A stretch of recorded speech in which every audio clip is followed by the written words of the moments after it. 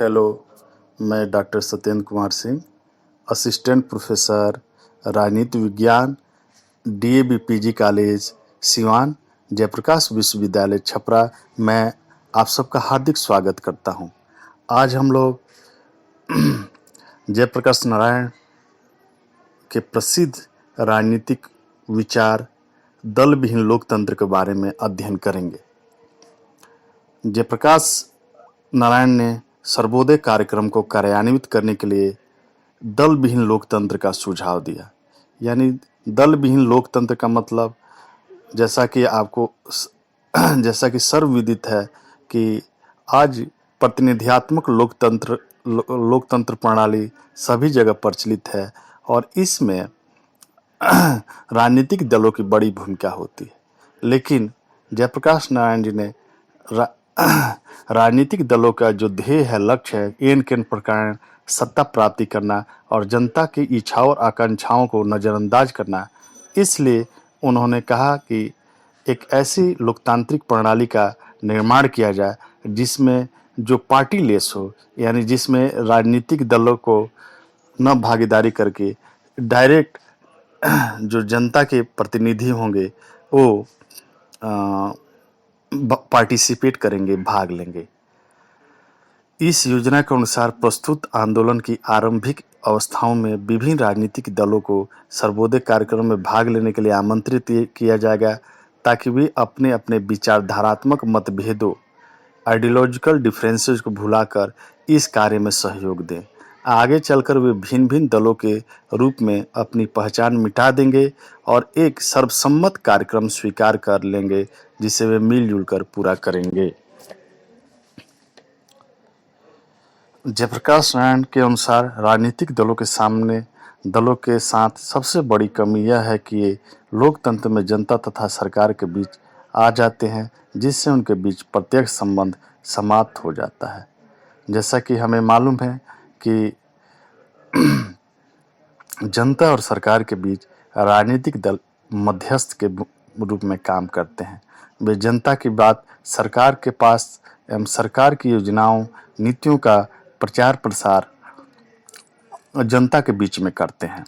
लेकिन होता यह है कि कभी कभी जनता और सरकार के बीच में ये बाधक बन जाते हैं और अपने हित और स्वार्थ पूर्ति के लिए ये सारी अपनी इच्छाओं और आकांक्षाओं की पूर्ति करने के लिए सारी सिद्धांतों और अनैतिक साधनों का सहारा लेते हैं।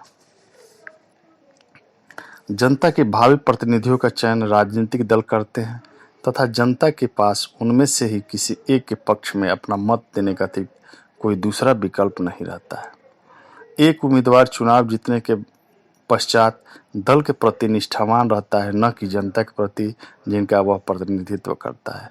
कहने का तात्पर्य यह है कि कोई उम्मीदवार जो किसी राजनीतिक दल के चुनाव चिन्ह पर चुनाव लड़ता है, वह चुनाव जीतने के बाद चुनाव में विजयी होने के पश्चात वह अपने राजनीतिक दल जिसका वह सदस्य है, जिसके चुनाव चिन्ह पर चुनाव लड़ता है, उसका वह यशोगान गुणगान करने लगता है और उसी के प्रति उसकी प्रतिबद्धता हो जाती है।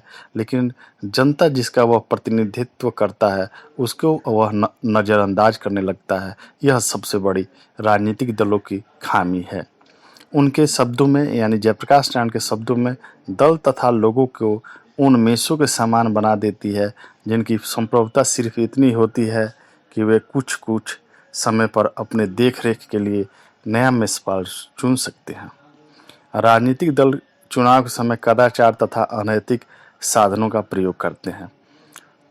यहाँ पर जयप्रकाश नारायण जी ने राजनीतिक दलों का चुनाव के समय में जो कदाचार और अनैतिक साधनों का प्रयोग किया जाता है उसकी तरफ इशारा किया गया है कि कैसे अपने पक्ष में मतदाताओं को आकर्षित करने के लिए, मत प्राप्त करने के लिए, इन केन प्रकार सत्ता में बने रहने के लिए किस प्रकार से अनैतिक साधनों का सहारा लिया जाता है। यानी उनका साधन की पवित्रता पर ध्यान न देकर वे हमेशा अपने साध्य को ध्यान देते हैं कि इन केन प्रकार मतलब अपने साध्य, अपने लक्ष्य यानी चुनाव में विजय घोषित होने को किसी तरह से प्राप्त कर लिया जाए। इस प्रकार वे राजनीति के स्तर को गिरा देते हैं तथा लोकतंत्र को उन स्वार्थी राजनीतिज्ञों की सरकार में परिणत कर देते हैं जो मत प्राप्ति की कला में निपुण होते हैं। इसके अतिरिक्त राजनीतिक दलों ने समाज को जोड़ने के बजाय तोड़ने का कार्य किया है। वे विभिन्न धार्मिक समुदायों तथा जातियों के बीच अलगाव के बीज बोते हैं। यानी कहने का मतलब ये है कि जो राजनीतिक दल होते हैं धार्मिक तथा जातीय आधार पर लोगों को विभिन्न भागों में, समूहों में, जात धर्म के आधार पर उनको तोड़ते हैं और उनके बीच में फूट डालो और शासन करो की नीति के तहत उनको अपने पक्ष में मोड़ने की कोशिश करते हैं। इस प्रकार सामाजिक सौहार्द के क्षेत्र में इनकी भूमिका सकारात्मक कम तथा नकारात्मक अधिक है। उपयुक्त कारणों को ध्यान में रखते हुए जयप्रकाश नारायण ने भारत को अपने लोकतंत्र में सुधार के रूप में एक ऐसी जन भागीदारी वाली लोकतंत्रात्मक पद्धति का विकास करने का सुझाव दिया जिसमें जनता तथा सरकार के बीच सीधा संबंध हो। यानी उसमें मध्यस्थ के रूप में जो राजनीतिक दल होते हैं उनकी भूमिका नगण्य हो जाए, जनता सीधे सरकार के साथ हो जाए और सरकार सीधे जनता के द्वार तक पहुंच जाए। यह उनके अनुसार दल विहीन लोकतंत्र तथा सत्ता के विकेंद्रीकरण द्वारा ही संभव है। यूगोस्लाविया के जन समितियों पीपुल्स कमेटी से प्रभावित होकर उन्होंने 1959 में अपने सिद्धांत भारतीय राज्य व्यवस्था का पुनर्संगठन को जनता के समक्ष रखा। यह सिद्धांत ही आगे चलकर उनके दल विहीन लोकतंत्र के सिद्धांत का मुख्य आधार बना। जयप्रकाश नारायण ने ऐसे ग्राम सभा के निर्माण का प्रस्ताव रखा जो राजनीतिक दलों के प्रभाव से स्वतंत्र होगा, क्योंकि ग्राम का प्रत्येक वयस्क व्यक्ति स्वतः इसका सदस्य होगा। उन्होंने राजनीतिक दलों के प्रभाव पर अंकुश लगाने हेतु ग्राम पंचायत के सदस्यों का चुनाव सर्वसम्मति के आधार पर करने का सुझाव दिया। उन्होंने राज्यों की विधानसभाओं तथा लोकसभा का चुनाव भी निर्वाचक मंडलों द्वारा करवाने का प्रस्ताव राजनीतिक दलों के कुप्रभावों को समाप्त करने के उद्देश्य से रखा। वे दलीय आधार पर मंत्रियों के चयन के विरोधी थे। उनके अनुसार मंत्रिपरिषद में केवल सबसे गुणवान व्यक्ति को स्थान दिया जाना चाहिए। इस प्रकार जयप्रकाश नारायण के अनुसार दल विहीन लोकतंत्र 4 प्रकार से लागू किया जा सकता है। पहला, ग्राम में लोग अपने प्रतिनिधियों को सर्वसम्मति से मनोनीत करेंगे। वे एक पंचायत अथवा ग्राम मंडल का निर्माण करेंगे। साधारणतः इस मंडल में प्रत्येक परिवार का प्रतिनिधित्व एक सदस्य द्वारा होगा। अपनी मासिक बैठक के दौरान मंडल ग्राम से संबंधित प्रत्येक मुद्दों पर विचार करेगा। पंचायत अथवा मंडल थाना पंचायत के सदस्यों का चुनाव करेंगे जो जिला पंचायत के सदस्यों को चुनेंगे। तत्पश्चात जिला पंचायत के सदस्य प्रांतीय पंचायत को चुनेंगे जो केंद्रीय पंचायत का चुनाव करेंगे। इस प्रकार जयप्रकाश नारायण दल विहीन लोकतंत्र की प्राप्ति हेतु एक संस्थात्मक माध्यम की चर्चा करते हैं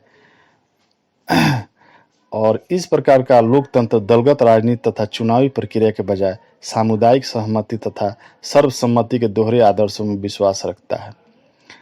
दूसरा पॉइंट है, इससे दलीय राजनीति से स्वतंत्र सर्वोदय समाज की स्थापना में सहायता पहुंचेगी। इस प्रकार का समाज समर्पित कार्यकर्ताओं से बना होगा जो पूर्ण रूप से इस आंदोलन के प्रति निष्ठावान होंगे। तीसरा बिंदु है, सभी विद्यमान राजनीतिक दलों को सर्वोदय की सफलता हेतु सहयोग तथा साथ मिलकर काम करने के लिए आमंत्रित किया जाएगा। इस प्रकार सभी दलों के मिले जुले प्रयासों से सामाजिक क्रांति पूरी होगी तथा सर्वोदय के आदर्शों की प्राप्ति होगी तथा ये दल स्वतः अदृश्य हो जाएंगे। और लास्ट अंतिम चौथा बिंदु है, दल विहीन लोकतंत्र के उद्देश्यों की पूर्ति से पूर्व विधानमंडलों में दलों की तटस्थता आवश्यक है। दलीय आधार पर चुनाव का संचालन हो सकता है, परंतु जैसे ही विधानमंडल का निर्माण हो जाए सदस्यों का अपने अपने दलों से संबंध विच्छेद हो जाना चाहिए। उन्हें विधानमंडलों में अपनी इच्छा तथा अंतरात्मा की आवाज़ के आधार पर मत देना चाहिए। मंत्रियों की चयन प्रक्रिया में प्रत्येक सदस्य वरीयता के आधार पर सुझाव देगा। सबसे अधिक प्रथम वरीयता के मत को प्राप्त करने वाले सदस्य ही मंत्रियों के रूप में शपथ लेंगे। जयप्रकाश नारायण द्वारा सुझाई गई दल विहीन लोकतंत्र की विचारधारा अत्यंत प्रभावशाली प्रतीत होती है, परंतु व्यवहार में यह सिर्फ एक स्वप्न सा प्रतीत होता है। प्रांतीय तथा केंद्रीय पंचायत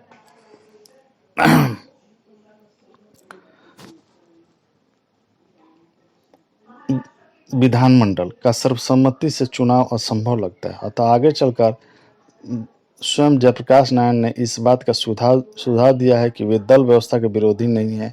उनके विरोध का मुख्य कारण सिर्फ राजनीतिक दलों की पक्षपातपूर्ण प्रकृति है। धन्यवाद।